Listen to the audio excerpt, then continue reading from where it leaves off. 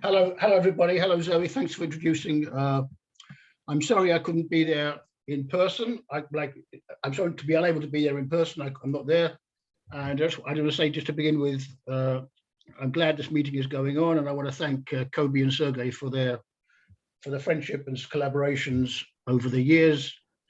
I think I met Sergey first in Novosibirsk, '89, and later in Berlin the same year. And Kobe, I think, the autumn of that year, '89, in Berkeley during there was a logic year, 1989-90. So it's been a long time and a fruitful friendship and collaboration. And I'm talking about something actually, which is I came back to work a little bit with Kobe and François Point, and that's what I'm talking about today.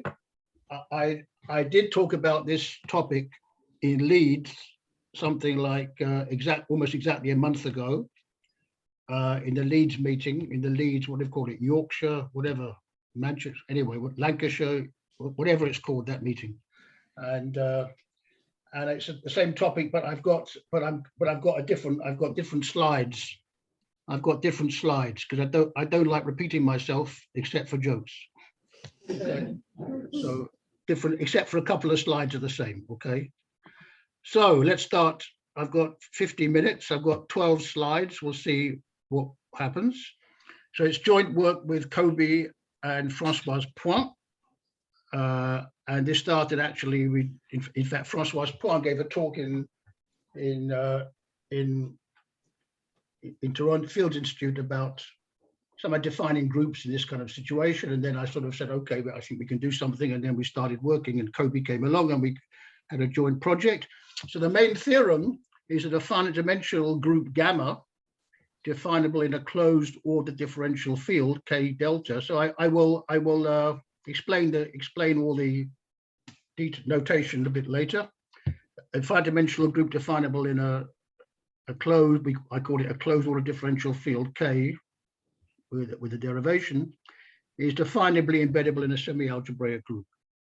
Okay, so K here is a real closed field.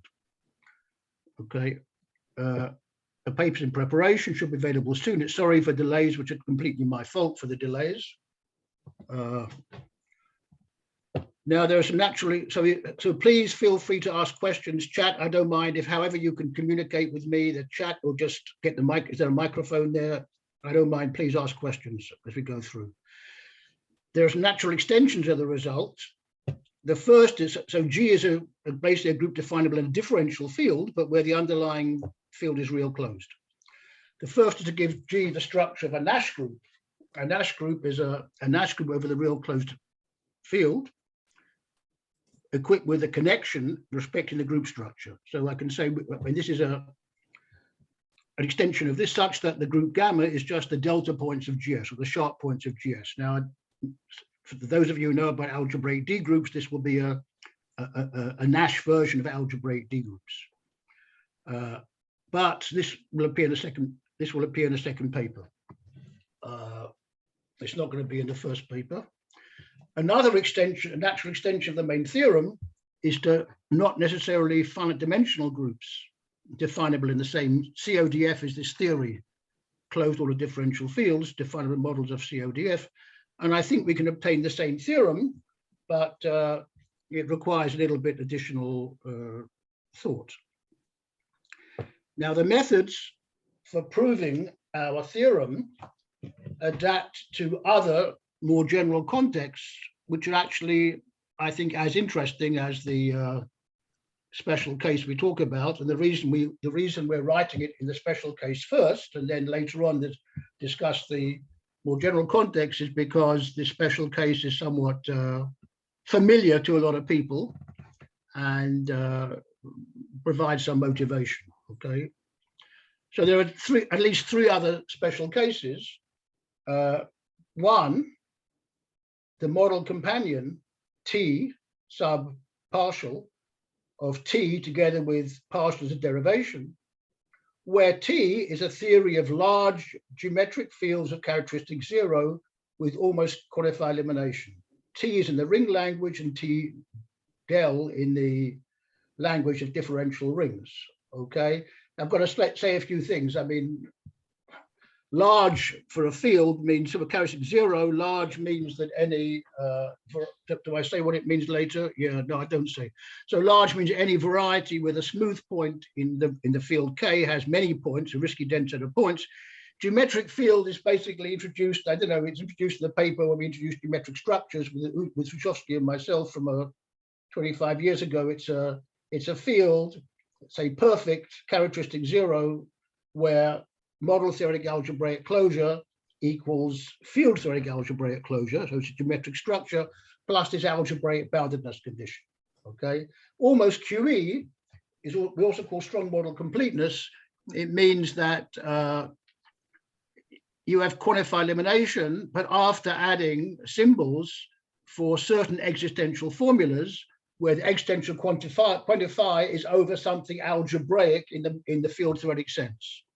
Okay, so it's another way of saying it is that so we're working T now. It means that the quantifier free type of an algebraically closed tuple set implies the type. Another way of saying it. And examples of such T is where T is the theory of pseudo-finite fields and the theory of QP. The existence of this model companion is part of Marcus Tressel's uniform model companion theory from 10, 15 years ago. Now, did I say what extent? Now, I'm talking a little bit about model companions. Let me say quickly, to say that a certain theory has a model companion, for those of you who, I don't know, most of you should know what it means, but in case you're not sure, it just means that the class of existentially closed models of that theory is axiomatizable, is the class of models of some theory, which is exactly the model companion. So it's just about axiomatizing the existentially closed models. That's all it's about. Now, this was part one. Part two, or second context, model companion of T together with del is a compatible derivation, where here T is a model complete O minimal expansion of the real closed fields in some suitable language L, expanding the language of rings. This was developed recently by Fonaciero and Kaplan, and it's quite a nice theory. And compatible, really, well, compatible is like when you talk about a derivation, the derivation, you know, derivation by definition has certain laws connecting the derivation, addition, and multiplication. And from those laws, you can deduce something about what the derivation does on polynomial equations. And more or less, the compatible condition is that we have similar conditions in what the derivation does to C1 definable functions, okay, in the O minimal structure. So compatibility is in connection with, so I'm not going to give the definition here. It's actually simple, but I don't want to give it. It's a natural condition which tells you how the derivation interacts with definable functions. Finally, another context is context 3, the model companion of T with delta to derivation, where T is an open theory of topological fields with quantified elimination in some language in the sense of François Poit and their collaborators. I'm not sure how widely known this is, but it includes actually the Henselian valued fields, and certain Henselian valued fields are included there, okay? And good, so those are those three. And I'll say maybe something about some of these contexts. Okay, now so introduction part 3 is that Michael Singer introduced what he called closed ordered differential fields, the theory being CODF in the 1970s. And CODF actually coincides with RCF partial, which means CODF now coincides with the model companion of real closed fields, even in the ring language, with a derivation where RCF is a theory of large geometric fields with almost QE. So RCF is a typical example of large geometric fields with almost QE. So it's an example of kind 1, right? So CODF. Now, let me see. Do I want to say something else about CODF? Yeah, well, I'll say something about CODF a bit later. CODF as he wrote it, is in the ordered ring language. But of course, if you're in a real closed field context, you can always add the ordering is definable. I'll say more about CODF a bit later. Anyway, RCF partial. So this RCF is in the sense of the previous notation, kind 1, RCF partial is also an example of kind 2 and 3, which is it's an omniable expansion of RCF. It's RCF itself with a generic derivation, and kind 3 is also an example of. So kind 1, 2, and 3 are all generalizations of this RCF delta, or also known as CODF. Now, one could reasonably ask why such theories, T delta. So here my notation is, just be careful, my notation is the T delta, it doesn't correspond to other people's notation. T sub delta is by definition already the model companion of T with delta to derivation. Okay, so that's already the model companion. Question? Just a cough. So, right, one can reasonably ask why such theories are of interest, as maybe you may think that it's more natural if you're working with, say, real closed fields or minimal structure or something else, or valued fields, to impose some more connections between the derivation, the ordering or valuation, right? There should be some more connection between them. However, and that's what I guess I thought. I mean, I was a bit not suspicious. I maybe didn't take so seriously these kind of theories, T delta. However, there is an interest in simply differential algebra over formally real fields or p-adic fields, just do ordinary differential algebra, which means rings with a derivation or fields with a derivation, where you assume in advance that the field is formally real or p-adic, and what more can you say? Okay, and you don't you have simply differential field by the field formally real. And the thing is that T, in the same way as differentially closed fields of characteristic 0, provides a universal domain for ordinary differential algebra over arbitrary rings and fields, this T delta provides a universal domain for differential algebra over fields and rings where you sort of have more constraints on the fields. And already this does provide an interesting environment for doing differential Galois theory over other kinds of fields, formally real fields, where simply differential Galois theory, for example, you'd like a Picard-Versio extension, which is also formally real and things like that. And this provides a good universal domain for studying such problems. So it's actually, I think, is not an uninteresting context. Now I want to talk about an overview of what we're doing, an overview of the methods. And the methods here, somehow there is this meeting there is a kind of minimalistic. It's largely an minimalistic meeting, I think, from the I don't know why I say minimal. I should just say minimal. Why do I say minimalistic? It sounds like animalistic or something. It sounds like a bad. I just mean minimal. It's kind of minimal meeting, and sometimes there's a little bit division between the minimal expertise and the other kinds of expertise. And I think it's all part of the same kind of mathematics. So the methods we use here actually have some kind of origin in stability theory. And the classical result, the well-known, it's not complicated, that a connected finite dimensional, which means finite Morley rank in this conic group defined in a differentially closed field, definably embeds in a connected algebraic group, i.e. a group defined in the underlying algebraically closed field. It's not a complicated result, but it does go through using Weis's theorem on recovering an algebraic group from birational data, or Hrushevsky version of that more general. But the Weiss thing is enough. Now, this result about embeddability in algebraic groups is also true for possibly infinite dimensional groups. I'll define what finite dimensional. So in this context of differential closed fields of characteristic 0, finite dimensional just means finite Morley rank. But it's also true for arbitrary definable groups of differentially closed fields, but the proof is a bit more complicated, and the proof, I don't think the proof as it is will not adapt to the kind of unstable environments that we're thinking about in the current talk. So proving the result for RCF delta for arbitrary definable groups requires a bit more finesse. Let me just say now what we mean by finite dimensionality of a group. So finite dimension, so take a group gamma. We're thinking about a group gamma definable over a differential subfield K of a saturated model of RCF delta. And I will go through RCF delta a bit later, what the theory exactly is. Think of it as real closed fields. It's just the real closed fields with a generic derivation. Extensionally closed, the real closed fields, the derivation.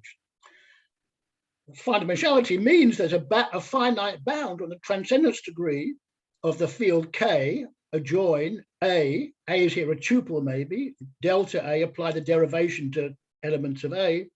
Delta the NA, apply the iterated derivation n times to A. Put them all together, generates a field.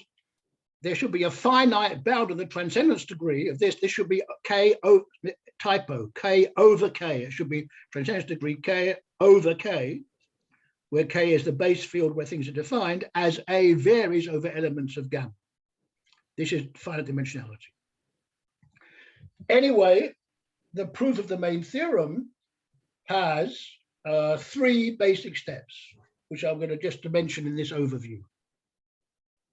Anybody got any questions so far?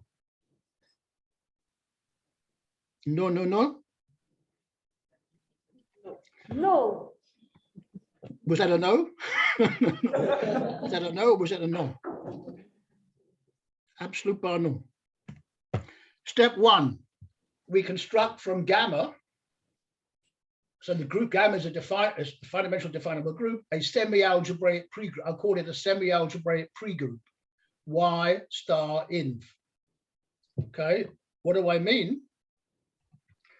This is a semi-algebraic analog of We's pregroup, and We's pregroup means that so We's pregroup consists of an irreducible algebraic variety. This takes place in algebraically closed fields. Is a irreducible algebraic variety with a generically defined rational group operation.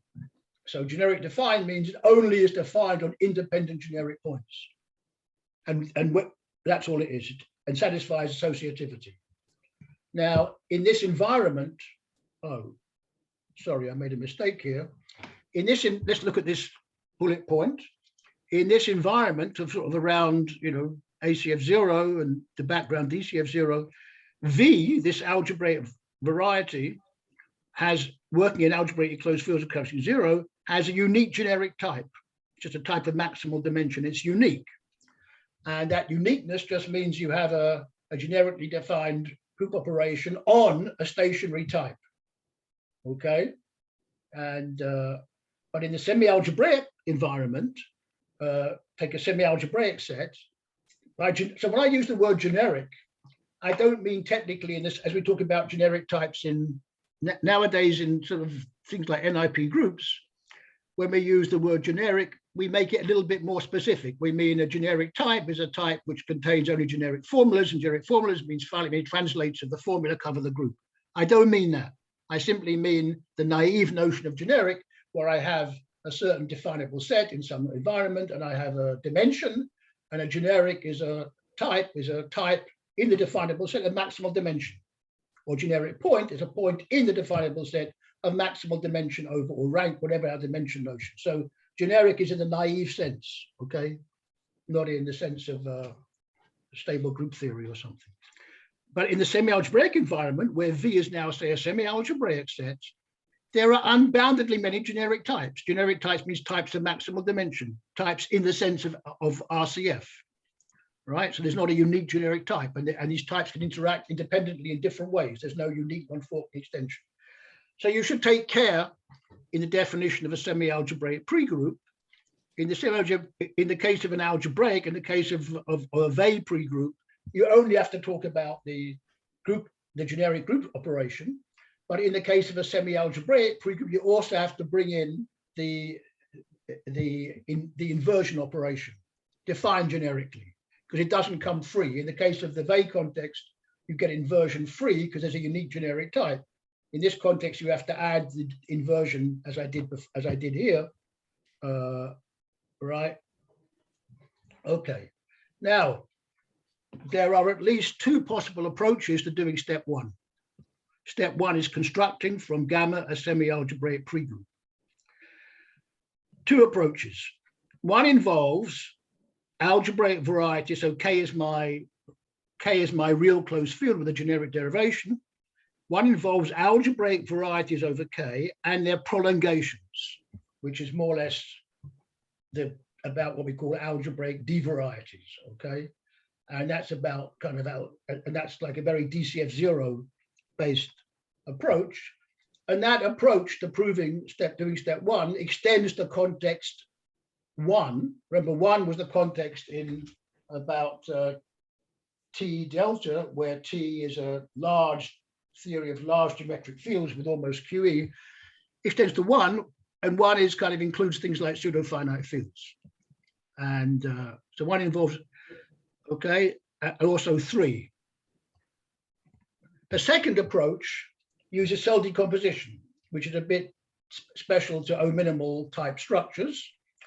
And the cell decomposition extends, and that method extends to context two.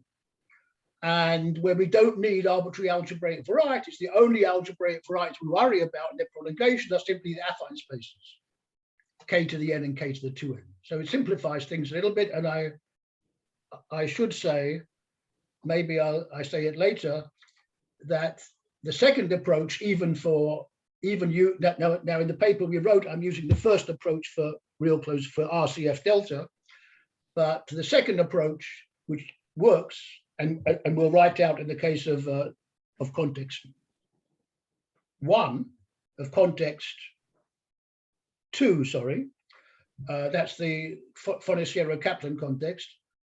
This actually will make, I think will make the work on the Nash groups a bit easier. Okay. Step two is from the semi-algebraic pregroup Y star inv, we construct an enveloping semi-algebraic group G. Okay. And this goes again via constructing an analog of We's group chunk. Now, We's group chunk, I just described the analog here. You take this Y, the semi-algebraic set, and we take a large, and it involves this group chunk is involved in finding the analog of the group chunk is finding a certain semi-algebraic subset Y0 defined over the same set K, which is large in Y in the sense of the codimension is smaller than the dimension of the dimension of Y, take away Y0, is smaller than dimension of Y. So you're throwing away a small set. And the group is constructed as being generated in two steps from a collection of germs of definable bijections from Y0 to Y0. So this is how we construct the group, the enveloping group G. And the proof of this part goes through in very general contexts. So where the notions make sense. By this part, I mean such as arbitrary geometric structures, where ACL is a pre-geometry, and we eliminate the there existing infinity quantifier. So this part of the proof is just constructing from a pre-group in some a pre-group defined now, not semi-algebraic, but a pre-group defined on some definable set in a geometric structure. In terms of generic, you have the notion of generic, you've got things that make sense, generic points, you have dimension, and going from a pre-group to a definable group works in this general, which also we'll explain in the paper. And finally, step three is to definably embed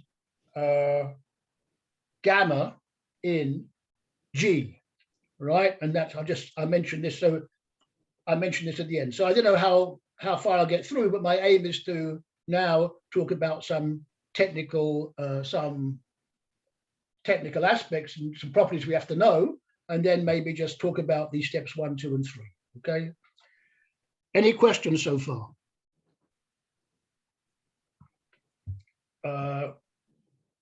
Good. Ingredients. Let's go through a few details about this theory, RCF delta, and what we have to know about it to prove some of these things. So now I'll go back to discussing. By the way, it's correct that I have until something like, until what time? And what do I have? Until 3 o'clock your time? Is that right? Yes. And what's, yeah, okay. Group 1, 2. Okay, I'm doing okay. Well, as we say in the Midwest, I'm doing good. I'm doing good. Okay. So, as many of you know, Singer worked in the language of ordered rings and gave axioms for CODF. He called it closed ordered differential fields, which were a variant of Bloom's one variable axioms, L. Bloom's axioms, taking into account the ordering. So that I don't want to go through his axioms, but he was talking about real closed. He wanted to talk about real closed fields with a derivation and generic derivation, and gave these variant of Bloom's axioms. And he worked in the ordered ring language. Now, in fact, I say from another point of view, but it's the same point of view, but we just consider RCF. We can consider it actually in the ring language or ordered ring, doesn't matter. And then the point simply is that RCF together with delta derivation has a model companion. That's the, and again, a model companion and RCF delta will coincide with CODF. After, maybe we work in the ring language, but coincides with CODF or the theory after adding the definable order, okay? And again, to talk about model companions, when we talk about this would be the incomplete theory, RCF together with del is a derivation, to say that as a model companion, it simply means that this theory in this language axiomatizes the class of existentially closed models of this incomplete theory. So model companion is not, it's only about having the class of existentially closed models of a certain environment being an elementary class. That's all it's about. Moreover, one can also give so-called geometric axioms. And I will discuss a strong form of the axioms. Sometimes we talk about geometric axioms, but these axioms simply, first they're axioms, like in DCF0, but also they provide facts which you can directly use to prove things. So that's maybe the benefit of geometric axioms. It provides nice facts about differentially closed fields. And here will be this RCF delta. I'm going to describe a strong form of the axiom which directly supports the proofs. Okay. Let me just say largeness. I said largeness of RCF means that an irreducible variety over a model of RCF is just real closed fields with a smooth k-point, a non-singular k-point as a risky dense set of k-points. This is more or less in the case of, it's true also in RCF, it's true in p-adics, it's about implicit function theory, actually.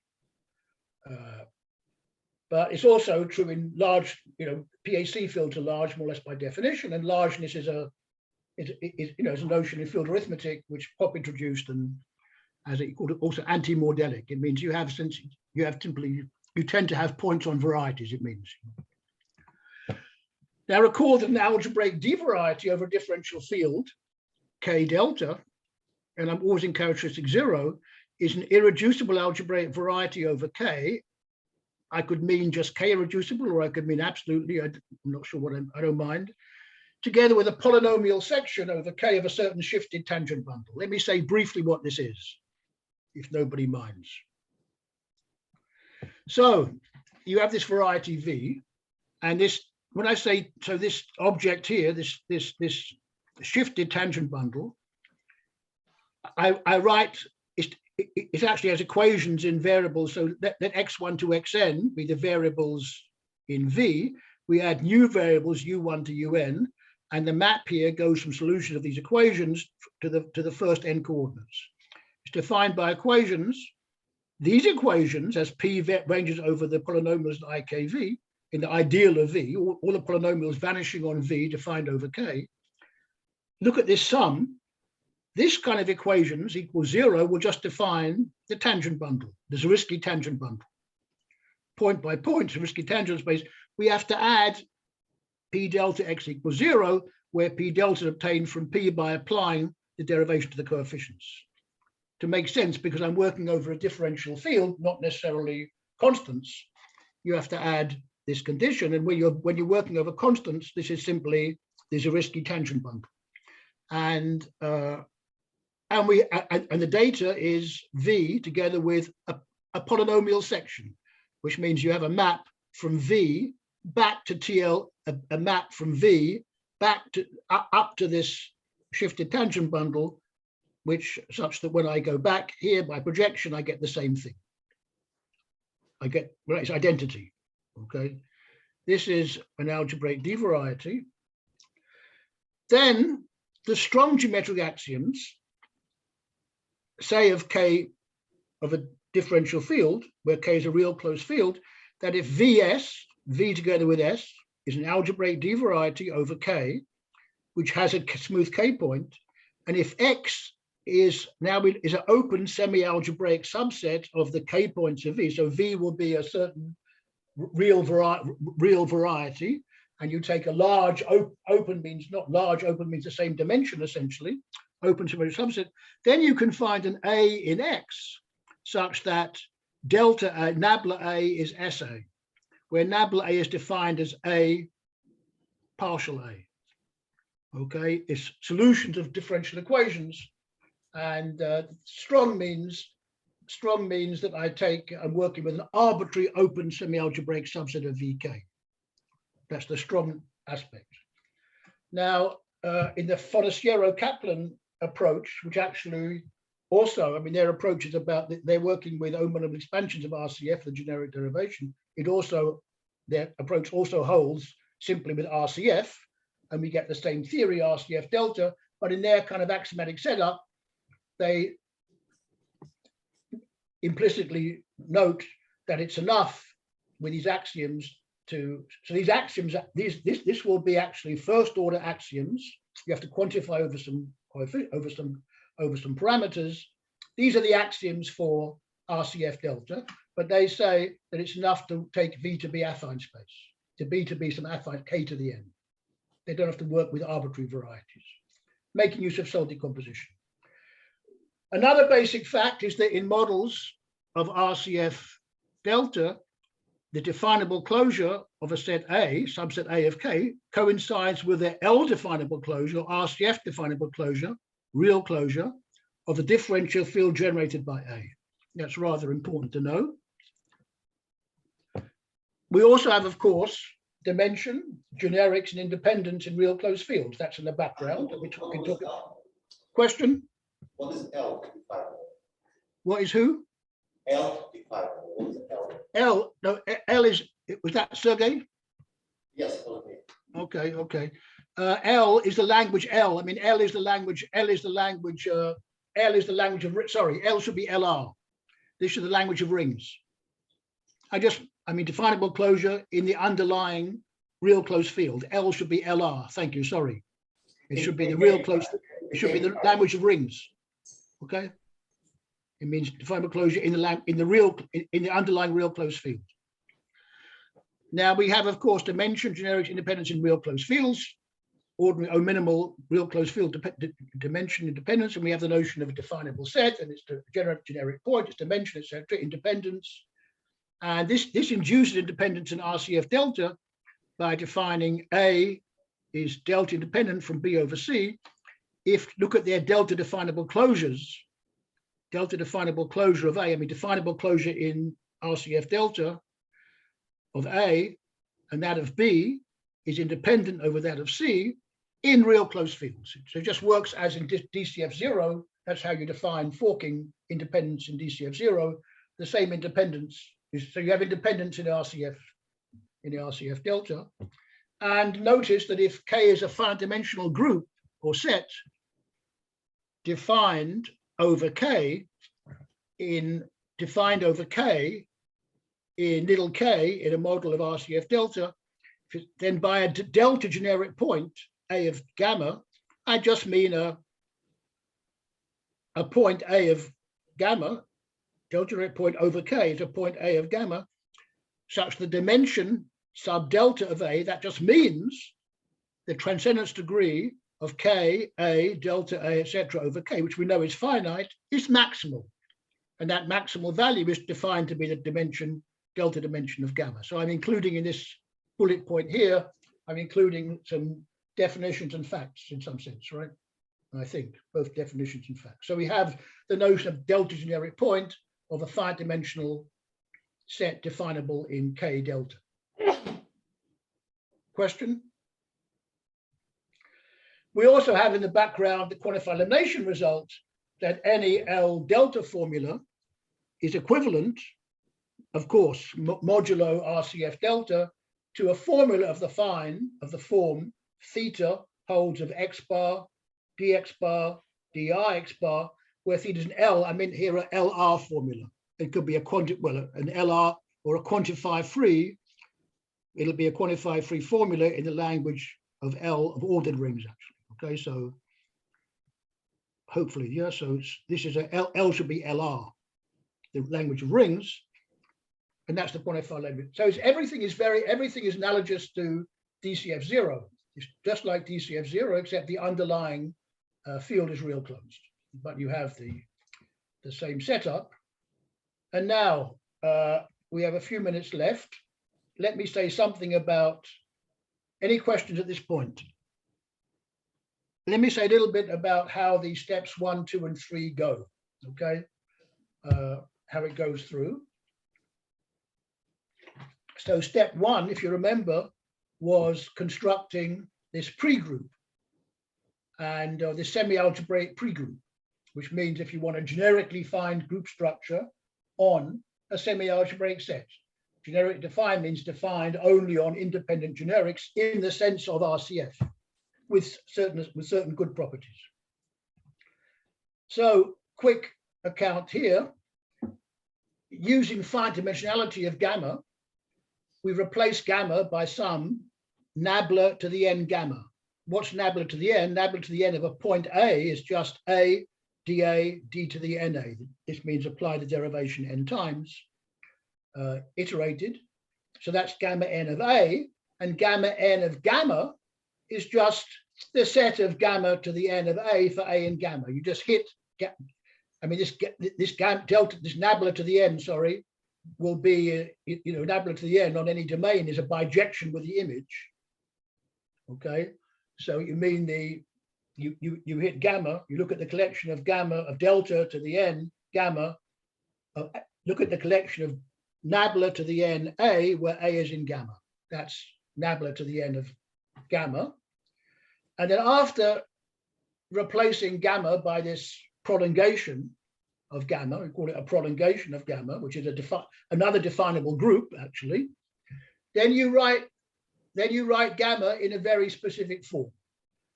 Using quantified elimination, using how the derivation works, okay. So you can write gamma in the following form. There's a semi-algebraic set Y over the base differential field K. There are algebraic D varieties, finitely many, Vi, Si, each with a smooth K point. Now K, remember, is a real closed field, I think. Yeah, K is a small, we work in a saturated model of RCF delta. Gamma is a finite dimensional group defined over little k, but we take K to be a small, real closed differential something. Not necessarily a model of RCF delta. So you find this semi-algebraic set.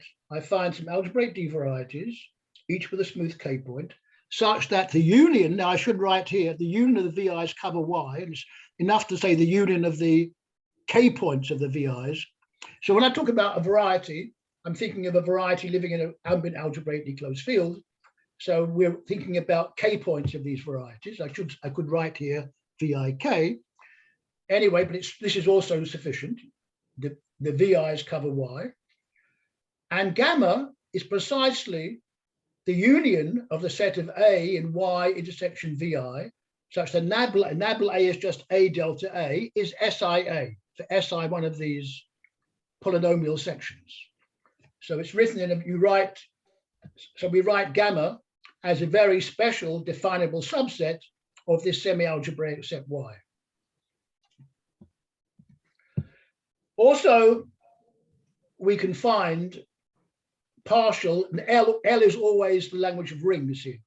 L definable over K functions star Y cross Y to Y, inv Y to Y, partial functions, semi-algebraic functions, whose restrictions to gamma cross gamma and gamma are multiplication, inversion, respectively. So you have to do this, right? We can do this. One can do this using the kind of assumptions we make. Now, L again is just the language of rings. The setup implies that Y has the same minimal dimension, RCF dimension, as the delta dimension of gamma, which is n. So every delta generic point A of gamma has maximal dimension over K in the sense of being a member of Y. So there's compatibility between delta generic points and in the sense of gamma and generic points of Y.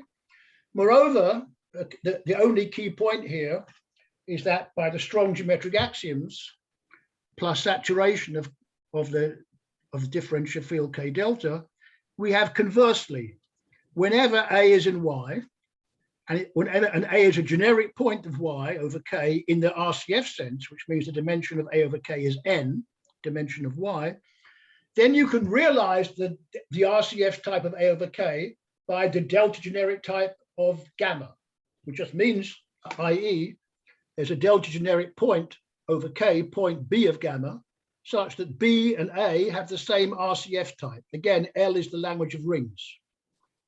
Okay, so any generic point in the O minimal sense or RCF sense of Y, its RCF type can be realized by a delta generic point of my group gamma.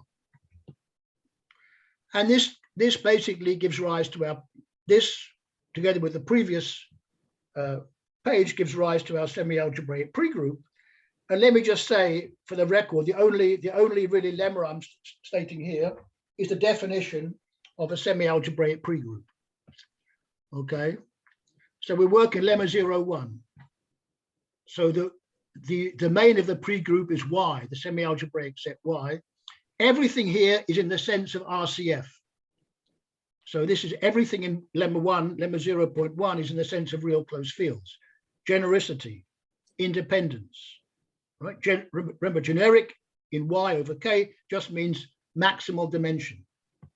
Independent, RCF independence. So lemma 01, we have this operation star defined earlier. For generic independent X, Y, and Y, X star Y is defined, and also generic in Y over K. For X, Y, Z in Y, generic independent over K, X star Y is independent of Z over K, X independent of Y star Z over K, and we have associativity, X star Y star Z equals X star Y star Z, X star Y star Z equals X star Y star Z.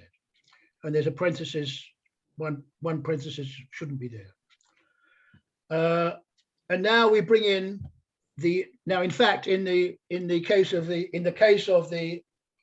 Weil pregroup, Y is an algebraic variety, irreducible.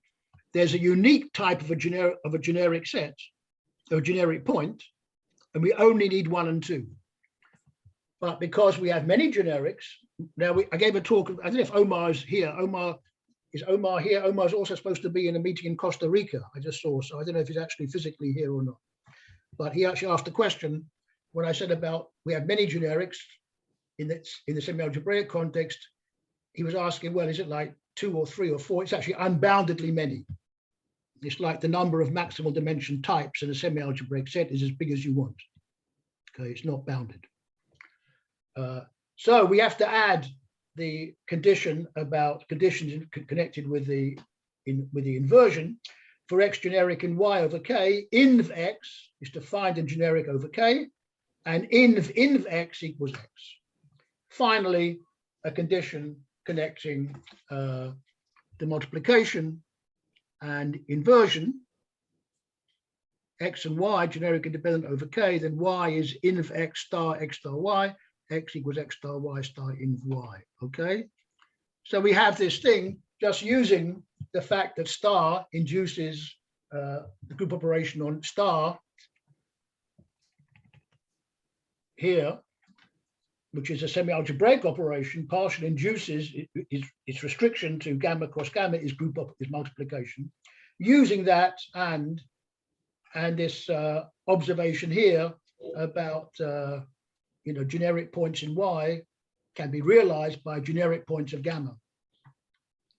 We get this pre-group. And almost finished, and steps 2 and 3 are simply, this steps 2 and 3, we find this group, so-called group chunk y0 of y, a large codimension less than m, where m is the dimension, I think, is m the dimension of, it's n, sorry. Dimension of y gamma equals n, not m. So this should be an n, a large semi-algebraic over k subset y0 of y, such that for a and y0, the map FA, F sub A taking x and y0 to a star x, is generically defined and invertible. Generic defined means for x independent of A here need not be generic anymore. But x is independent of A and generically invertible, right? So and then you look at the group of germs of generically defined invertible functions y0 to y0 generated by the FAs. It's generated in 2 steps. It's a definable group in U. U should be actually K. Sorry, this slide is taken from a previous lecture, so it should be K. And finally, we definably embed gamma in G. And do I want to say it? Do I want to say it? Let me do it. Let gamma be in gamma. Let A and gamma be delta generic over K and A, and let B equals A to the -1 gamma, in the sense of the group gamma. Then both A and B are generic over K and Y. In particular, A, B are in Y0. Both FA and FB are defined, and define H of gamma in G to be the germ of the composition. This is the defined group embedding.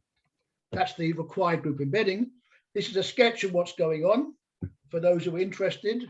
And I think that's going to be it. I finished a minute early. Thank you very much.